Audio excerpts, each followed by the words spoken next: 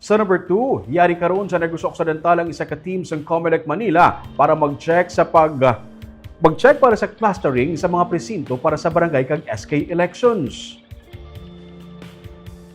Sunod sa kay Comelec Negros Island Region Director Attorney Lionel Marco Castellano, ang team ang gikan sa IBAD o Election and Barangay Affairs Department ang una nga nagpadulong sa Negros Occidental. Sila mag-check sa clustering of precincts nga ginpangplastar sa mga election officers. Tig 400 ka mga botante sa kada cluster para sa BSKE bangod nga manual elections ini. Pagkatapos sa Negros Occidental, ang team ang magapadulong naman sa Siquijor kag Negros Oriental.